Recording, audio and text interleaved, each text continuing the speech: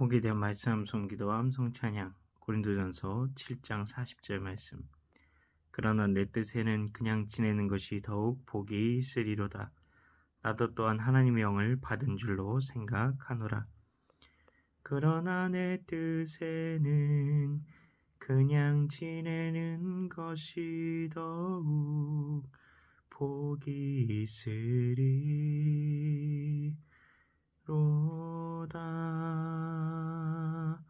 나도 또한 하나님의 영을 받은 줄로 생각하노라.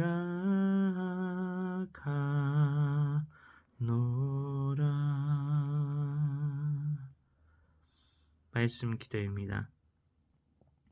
하나님 아버지, 바울은 이 말씀에서 결혼을 하지 않고 그냥 지내는 것이 더 낫다고 이야기를 합니다. 결혼은 하나님이 만드신 것 아닌가요? 왜 바울은 이렇게 말을 한 것일까요? 결혼도 못 해보고 죽으면 억울한 것 아닌가요?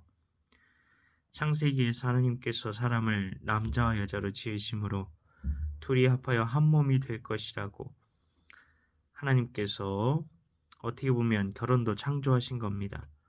그런데 왜 결혼에 대해 바울이 부정적인 것처럼 보일까요? 실은 바울이 결혼에 대해 부정적인 것은 아니었습니다. 둘 다 잘하는 것이라고 말하는 것이 바울의 취지였습니다. 우리 중에는 왜 나는 결혼을 못하지? 라고 생각하는 분들이 있을 것입니다. 결혼을 하지 않고 있는 남녀에 대한 사회적인 시선이 별로 좋지 않습니다. 스스로도 자신에게 문제가 있는 것이 아닌가 생각하게 될 때도 있습니다.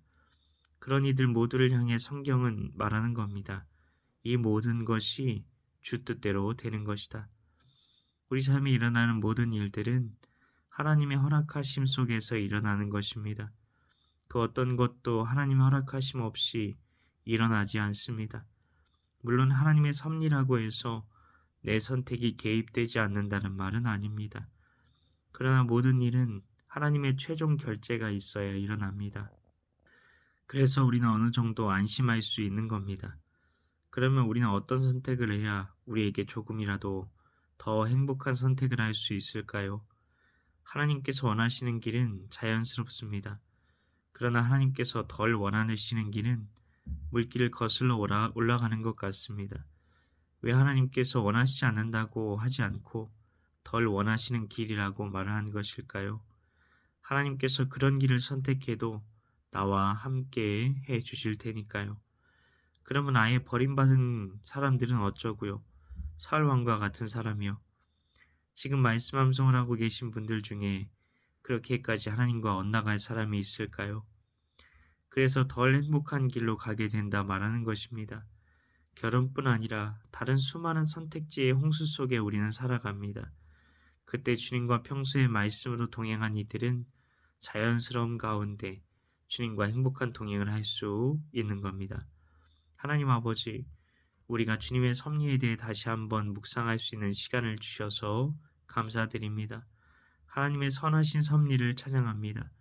우리의 어떠함에도 우리를 붙들어 주시는 주님의 선하심을 찬양하며 의지합니다. 이를 위해 오늘도 말씀 암송 기도와 암송 찬양 가운데 나아가오니 성령으로 임하사 주님과 말씀으로 매일 동행하는 우리의 삶이 되게 하옵소서.